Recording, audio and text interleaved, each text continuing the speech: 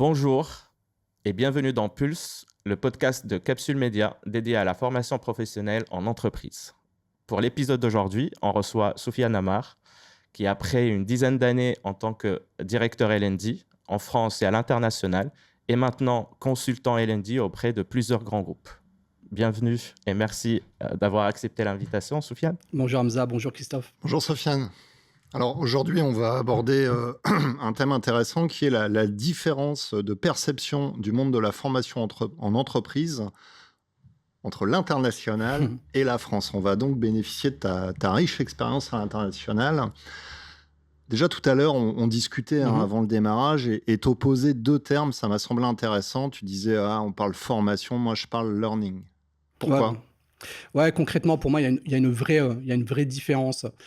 Lorsqu'on parle de formation, en tout cas, mon point de vue, je trouve que c'est assez réducteur. On parle d'une action spécifique à un instant T, alors que pour moi, le learning, ça englobe tout un environnement, tout un écosystème, toute une expérience qui permet aux collaborateurs et aux collaboratrices de continuer à développer leurs compétences de manière continue.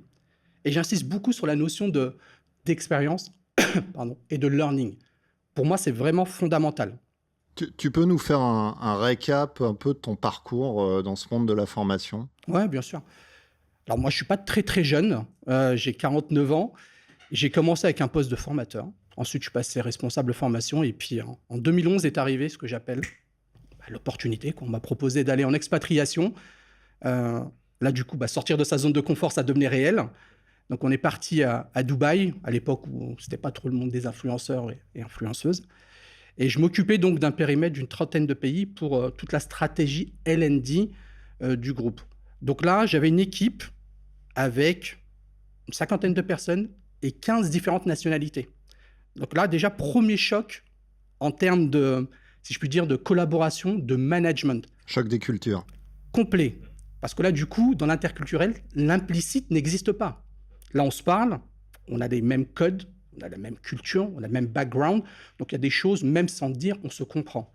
À l'interculturel, il faut tout reprendre depuis le début. Et puis, il faut trouver, en fait, cette espèce de culture commune, tout en individualisant la communication et le management par rapport aux personnes que tu as en face de toi.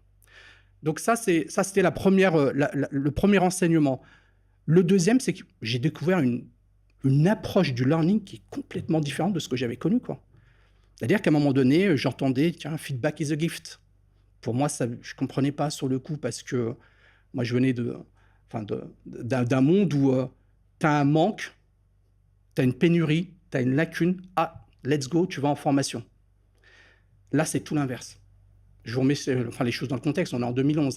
Là, c'est tout l'inverse, c'est-à-dire qu'à un moment donné, tu es dans une logique de curiosité, d'être vraiment ouvert à l'apprentissage, à la nouveauté. De plus, pour articuler tout ça, on était sur un mode test and learn. On ne te dit pas ça ne marchera pas. On te dit, vas-y, teste, mets en place, on s'arrête, qu'est-ce qu'on a appris, qu'est-ce qui a bien marché, qu'est-ce qui n'a pas bien marché. Et on continue en fait dans cette logique. Donc ça, c'est le deuxième apprentissage.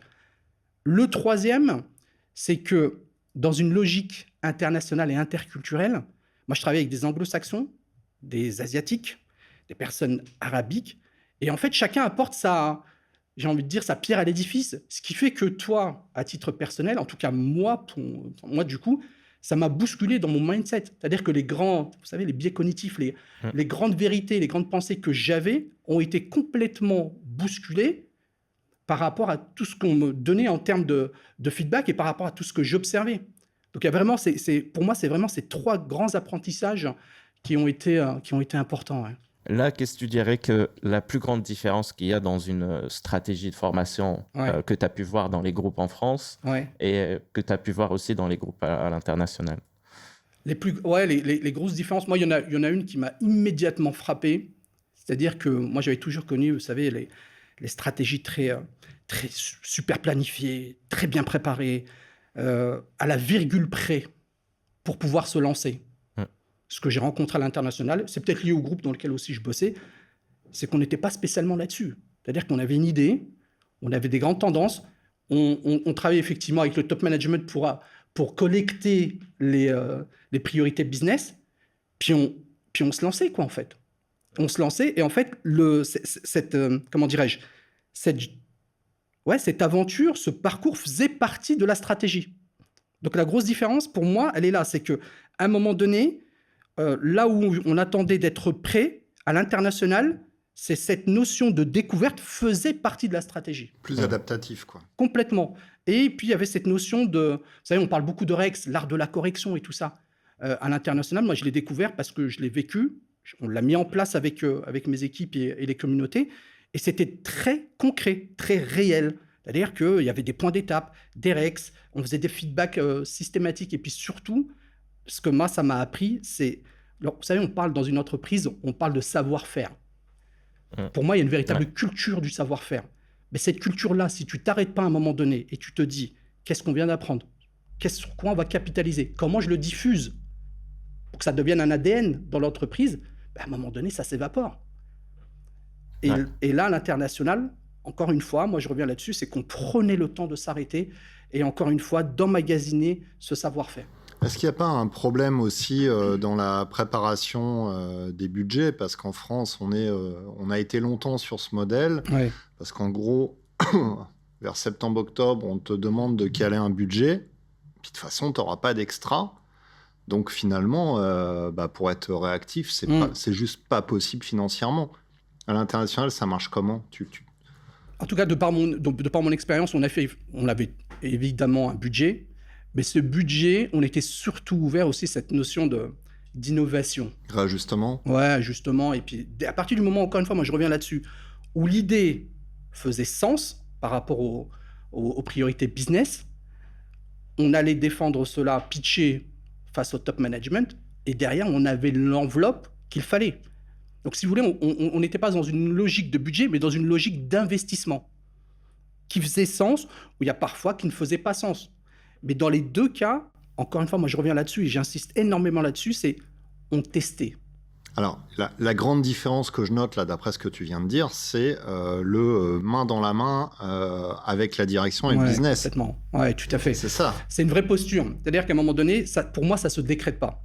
C'est-à-dire que je peux très bien vous dire, ouais, voilà, je peux l'écrire sur mon CV, sur LinkedIn, sur où vous voulez, posture business partner. Pour moi, ça se vit, ça se porte. Ça doit être concret dans la réalité. Et pour ce faire, il faut être proche des opérationnels, il faut comprendre leur réalité, il faut être capable effectivement de la vivre, cette réalité, de comprendre la réalité opérationnelle. Et derrière, mon travail à moi et à mes équipes, c'est par rapport à des problématiques, des challenges opérationnels, comment est-ce que je les traduis en solution, en expérience pédagogique, en expérience learning. Et c'est ça pour moi, avoir la posture business partner. Mais est-ce que tu ne penses pas que cette différence est au niveau d'entreprise, culture d'entreprise, et non seulement au niveau de RH ou L&D? C'est-à-dire, pour moi, il y a une vraie... Moi, ce que je prône, c'est qu'aujourd'hui, nous, en tant qu'L&D, pour moi, en anglais, on dit « it's no-brainer ». Il n'y a plus de questions à se poser. Tu dois adopter cette posture. Entreprise, culture d'entreprise ou pas, c'est à toi aussi je ne vais pas dire de t'imposer, mais à un moment donné, d'avoir ce regard très concret et cette attitude en posant les bonnes questions. Comment est-ce que je peux vous aider? De quoi est-ce que vous avez besoin? Comment est-ce que je peux vous faciliter votre expérience collaborateur et collaboratrice dans votre quotidien? C'est ça pour moi. C'est-à-dire qu'au-delà du côté culture d'entreprise, si on attend l'entreprise pour qu'elle puisse bouger et nous donner et nous servir, vous savez, cette posture de business partner, dans certains cas, on va attendre longtemps. Ouais. Moi, je pense que c'est à nous aussi, en tant qu'L&D, de provoquer et de créer cette transformation. Et par rapport là, c'est une question, moi, qui est toujours intéressante, par rapport à la structure d'équipe, d'une équipe L&D.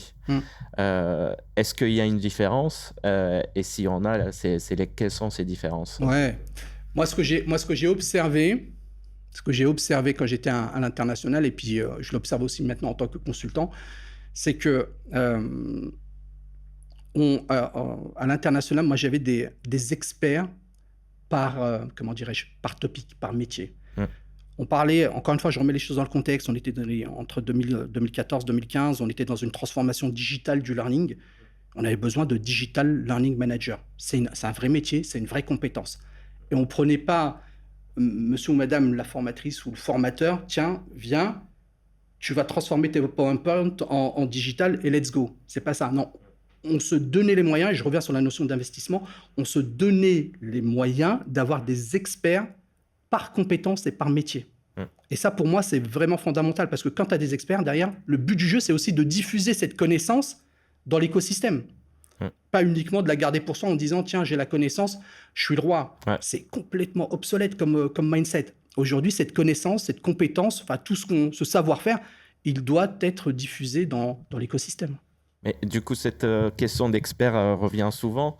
Et la question qu'on nous pose, c'est du coup, comment déjà tu crées ce réseau d'experts et c'est quoi la contrepartie au final pour que ces collaborateurs-là ou ces managers se transforment ou deviennent un expert au métier? Donc, si je comprends bien la question, c'est comment est-ce qu'on fait pour identifier ces experts, c'est ça? Pour les identifier et aussi les motiver. Créer ta communauté. Pour devenir expert. Bon, moi, je vais vous parler un peu de ce qu'on a pu mettre en place auparavant. Alors déjà, effectivement, il y a le networking, il y a le réseautage. Moi, aujourd'hui, à l'instant où je vous parle, donc j'interviens dans différents groupes. Il y a des compétences sur lesquelles je suis sollicité, sur lesquelles je ne les ai pas. Et je suis très transparent là-dessus. Et dans ces cas-là, j'ai un réseau de partenaires avec lesquels j'ai déjà bossé. Donc, je reviens par rapport à comment est-ce qu'on identifie des experts. Pour moi, il n'y a pas 36 solutions. Il y a ce qu'on dit, il y a ce qu'on fait, quoi. Et puis derrière, il y a une première expérience partagée. Et puis, on voit si véritablement, le mindset est le bon, et deux, si les compétences sont les bonnes. D'accord? Donc là, pour moi, il y a le networking. Il y a aussi, effectivement, cette notion de... Moi, je pense qu'il faut vraiment, aujourd'hui, être capable de creuser aussi sur les réseaux sociaux, voir ce qui s'y passe. C'était pas tout à fait ça la question d'Hamza. La question d'Hamza, c'est en entreprise. Ouais. Ok, tu dis, voilà, il faut que le business soit aussi partie prenante des formations et donc que les managers opérationnels, voire les salariés experts, soient co-contributeurs à la formation. Que tu aies des experts dans ton entreprise qui jouent un peu le rôle d'ambassadeurs de formation et qui portent et créent eux-mêmes des formations. Comment tu fais pour créer une communauté de formateurs, entre guillemets, salariés experts? C'était ça. Okay, non, on parlait d'experts métiers. Pardon, c'est moi qui ai mal compris. En France, typiquement, souvent, ce qu'un DRH va me dire, c'est... il va me dire, laisse tomber, le manager ou le salarié vont me dire, j'ai pas le temps, j'ai pas envie, bien ça sûr. va. Voilà. Ouais, bien sûr, complètement. Ouais, je comprends bien. Et en plus, ça me fait penser à une expérience qu'on a vécue en commun. Je vous parle de choses vécues. J'ai pitché devant le COMEX quand je suis revenu en France, en leur disant, voilà, on va mettre en place l'entreprise indépendante dans notre entreprise. Comment tu vas faire? Ça ne marchera pas. Enfin, je vous passe tout ce que j'ai pu entendre. Et là, du coup, je leur ai dit, moi, j'ai besoin d'ambassadeurs.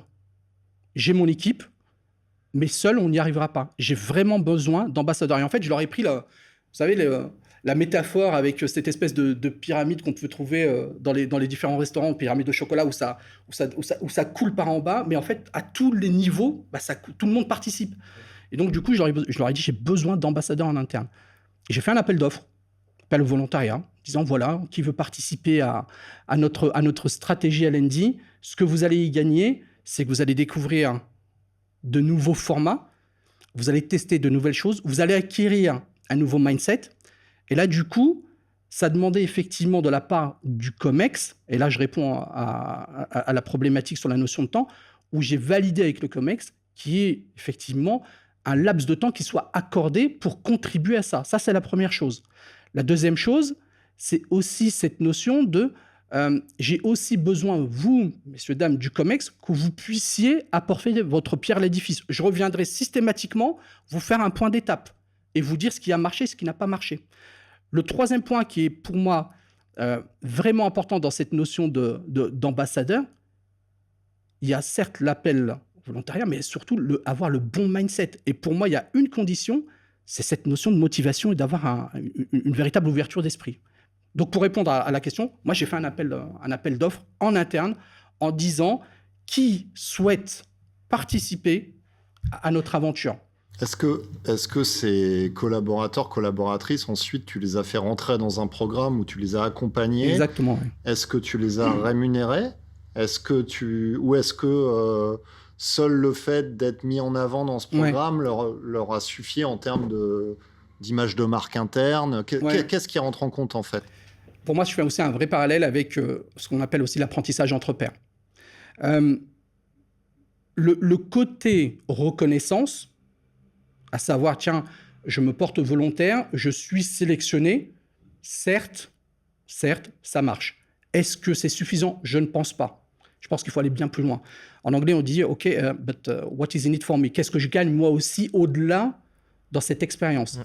Donc du coup, au départ, et puis là, je vais vous parler en transparence absolue, on a absolument tout essayé, nous. Des primes, des vouchers, des bons d'achat, de la mise en avant via notre site. On a absolument tout essayé. Et ce qui a vraiment fonctionné, au bout d'un certain temps, c'est qu'on a aussi inclus ça dans les objectifs des entretiens annuels. D'accord? C'est-à-dire qu'à un moment donné, on a, et là je vous mets tout en perspective, on a une culture d'entreprise avec des valeurs.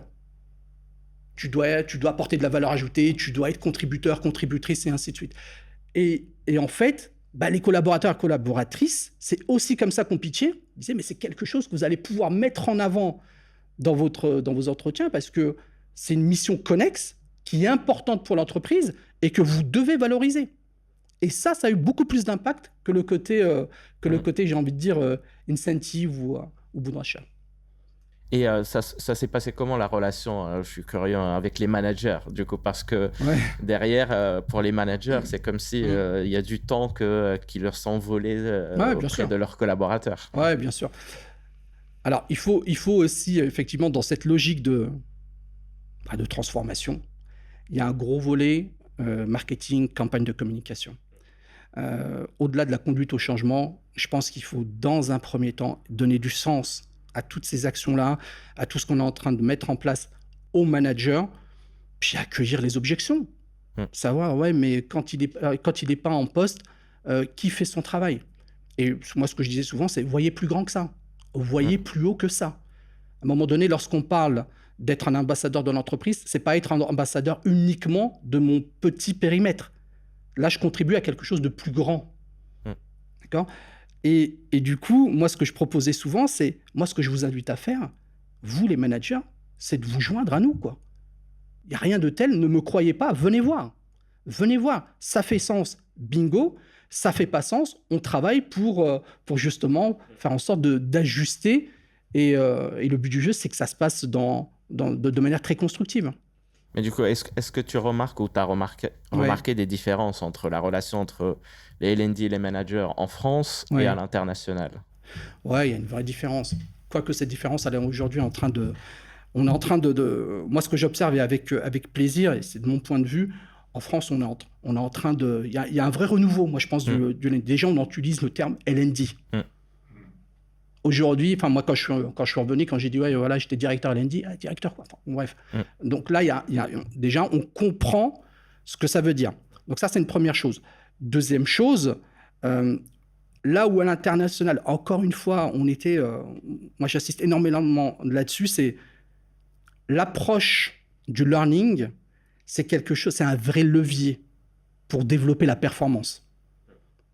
On te dit, on ne peut pas être plus performant si on n'a pas les bonnes compétences dans l'entreprise. En France, c'est ce qui est en train de se passer aujourd'hui. Et grâce aussi à l'importance que l'on donne aux L&D ou que les L&D se sont aussi donnés. Ouais. Je pense que ça sent aussi sur la façon avec laquelle on mesure aussi le learning ou la formation du coup aujourd'hui en France, où on passe à l'époque où il y a quelques années d'un modèle où on comptait le nombre d'heures et qu'aujourd'hui on est plus sur un côté, sur une vue business. Donc je pense que je pense qu'il y a encore des difficultés à lier en fait la partie business et la partie formation. Est-ce que c'est quoi les conseils que tu pourrais donner du coup aux différents responsables L&D sur comment ils peuvent faire ce lien? Oui, bien sûr. Moi, je pense que là où on doit vraiment, en tant qu'L&D, axer en termes de valeur ajoutée, c'est pas uniquement de dire notre stratégie va permettre aux gens d'être plus compétents. ça va bien au-delà de ça. Mm. Une bonne stratégie L&D en entreprise va vous permettre de retenir les talents. Une bonne stratégie L&D va aussi vous permettre d'attirer les potentiels en entreprise. Vous savez, lorsqu'on parle de marque employeur, in fine, la marque employeur, qu'est-ce que c'est? C'est la promesse que l'on fait à un candidat ou une candidate pour pouvoir l'attirer dans notre entreprise. Cette promesse, elle doit être tenue, tout en sachant qu'aujourd'hui, les candidats et candidates sont très axés, pas uniquement sur la partie RM, mais sur la politique RSE, la QVT. Et in fine, qu'est-ce que vous me proposez en termes de plan de carrière? Plan de carrière L&D. Je continue. Une bonne stratégie L&D va aussi permettre de mettre en place ce modèle managérial qui doit être mis aujourd'hui en place, qui est le Trust and Inspire. C'est fini le top-down. Je pense que ça fait plus aucun sens. Ça fait plus aucun sens. Donc, pour terminer là-dessus, c'est que pour moi, au-delà du développement des compétences, le L&D permet vraiment de contribuer à une meilleure expérience collaborateur et collaboratrice en entreprise, avec tout ce qu'on vient de se dire, la rétention, l'acquisition des potentiels, la transformation managériale. Quand tu regardes les modèles internationaux et français, est-ce que tu n'as pas l'impression que, parce que tu dis aujourd'hui, finalement, il faut y aller, quoi. Si c'est ton job, fais-le, avance. Donc ça, c'est très anglo-saxon. Tout à fait, ouais. Est-ce qu'en France, on n'a pas toujours, et encore aujourd'hui, un peu le discours inverse de dire peut-être pas y aller trop vite, le verre à moitié plein, à moitié vide. Nous, on le voit toujours à moitié vide. À l'international, est-ce qu'ils le voient plus à moitié plein? C'est ça le truc. Est-ce qu'il y a aussi une question de posture intellectuelle? Moi, je pense que c'est en train de se résorber, ça. Ce que j'observe, encore une fois, en tant que consultant, et puis moi, j'ai la chance, parce que je mesure la chance que j'ai, c'est de travailler à la fois pour des clients internationaux et à la fois des clients français. Et là, ce que j'observe, c'est que je suis de plus en plus sollicité par des entreprises françaises, et qui plus est, les équipes L&D RH, en me disant, on doit mener notre transformation. C'est-à-dire qu'on ne subit pas, là. Là, on agit. Mais finalement, on le fait parce qu'on subit le fait qu'on a été déclassé d'un point de vue économique et que les entreprises ont perdu des parts de marché. Donc, les directions réagissent à ça et aujourd'hui s'ouvrent à d'autres pratiques. Oui, il y a certes. Et en même temps, lorsqu'on parle... Une entreprise, pour moi, qui ne se remet pas en question... Elle est morte. Clairement. Donc, c'est-à-dire qu'à un moment donné, on doit se poser les bonnes questions et se dire qu'est-ce qu'on doit faire de manière différente pour, encore une fois, exister et performer. Et là, du coup, moi, ce que j'observe, c'est que, certes, les anglo-saxons continuent dans le même état d'esprit. Et en France, en tout cas de mon point de vue, ce que je vois, c'est que les entreprises françaises sont en train de vraiment prendre le virage par rapport à cette notion de « yes, on doit y aller, on doit essayer ». D'accord? Il y a effectivement, encore une fois, de la résistance. Mais là où auparavant, il y avait de la résistance et on ne faisait rien. Aujourd'hui, il y a de la résistance, mais on agit. Donc, le virage est en train d'être amorcé. C'est comme ça que tu es revenu en France. C'est comme ça que je suis revenu en France, ouais. Parce que l'entreprise qui t'a recruté a fait ce pari. Exactement. Moi, lorsqu'on m'a sollicité, alors moi, j'étais au soleil, à 300 mètres carrés, enfin, bref. Le jacuzzi, la piscine. Exactement. Et il a fallu être très diplomate pour faire revenir ma femme et mes enfants, parce que là, après, derrière, tu reviens sur Paris, les dimensions de l'appartement ne sont pas les mêmes. Mais moi, au-delà de ça, moi, ce qui m'a vraiment plu, c'est qu'on me donne les clés du camion. C'est-à-dire qu'à un moment donné, dans la discussion, je leur ai dit, moi, je reviens à une seule condition, d'accord? C'est qu'à un moment donné, on me donne les moyens de mettre en place avec les équipes ce que j'ai envie de mettre en place, évidemment en lien avec les priorités business.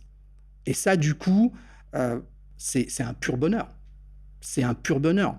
C'est-à-dire qu'à un moment donné, on te dit, voilà quelles sont nos priorités, voilà les clés. Maintenant, c'est à toi de mettre en place toute une communauté pour pouvoir amener... Mais ça ne s'est pas fait sans accroc, j'imagine. Ben non, mais jamais, évidemment. Mais le premier accroc, ça a été lorsque j'ai présenté ma stratégie face au COMEX. Ça ne marchera pas. On n'a jamais fait comme ça. Puis derrière, moi, j'avais ce message qui était, écoutez, si ça marche, ça sera grâce à vous. Si ça ne marche pas, ça sera à cause de moi et j'assumerai mes responsabilités. Basta. Mais on ne peut pas continuer de la même manière parce que ça ne marche pas. Alors, est-ce que tu aurais des conseils pour les responsables directeurs L&D qui n'ont pas les clés du camion, du coup? Qui n'ont pas les clés du camion. Changer d'entreprise. À part changer d'entreprise, bien sûr. À part changer d'entreprise. Ouais, non, mais c'est mettre en avant déjà mettre en avant de manière très concrète tous les bienfaits du L&D aujourd'hui. C'est-à-dire que, franchement, moi, j'en parle avec conviction.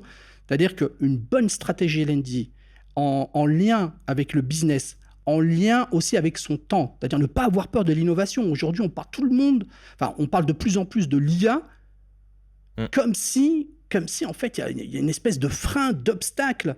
Mais l'IA, c'est de l'innovation avec un grand I, et l'innovation, c'est soit tu es dans le train, soit tu regardes. Donc, à un moment donné, c'est effectivement apporter aussi cette touche innovante, embrasser la période dans laquelle on vit, et on doit être acteur là-dessus. Ça, c'est le deuxième point au niveau des L&D. Le troisième point, c'est qu'à un moment donné, il faut sortir du carcan. Je fais de la formation pour faire de la formation. Ouais. Et je vous invite tous à réfléchir à une formation sur laquelle vous avez été hyper enthousiaste. Vous avez passé 2 magnifiques journées, le café était magnifique, le déj super, le formateur, la formatrice génial. Qu'est-ce qui s'est passé après ? Qu'est-ce qui s'est passé après ? De ces apprentissages-là, qu'est-ce que vous en avez fait ?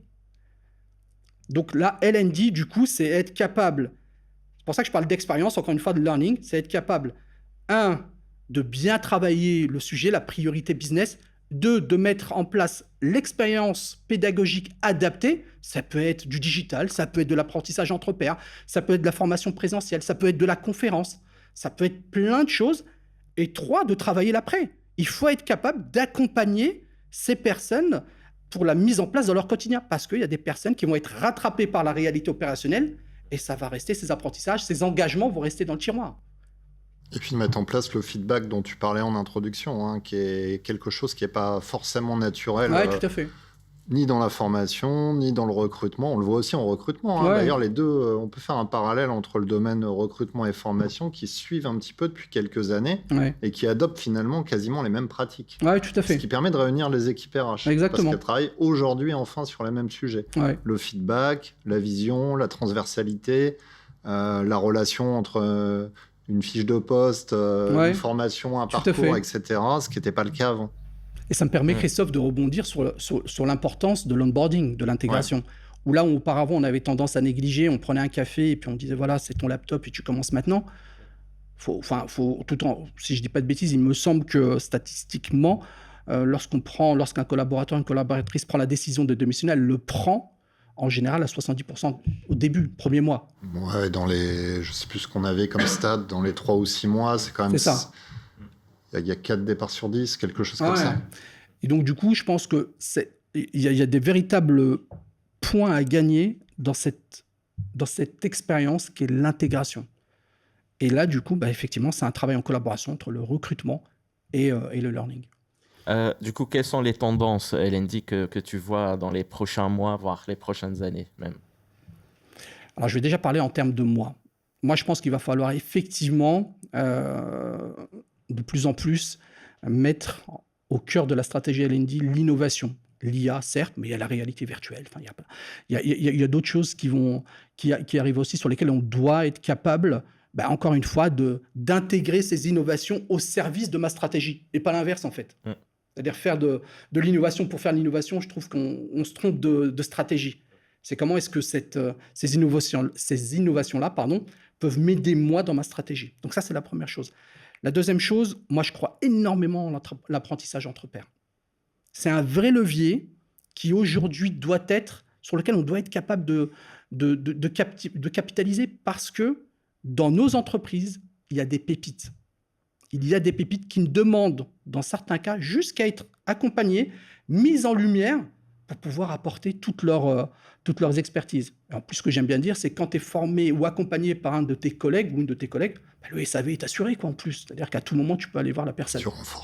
Tu renforces largement l'engagement. Exactement. Et pour moi, les tendances aussi, c'est vraiment dans cette notion de travailler l'expérience avec un grand E. Il faut être capable, à un moment donné, de travailler cette notion d'expérience. En parlant d'expérience, on parle de plus en plus de learning expedition.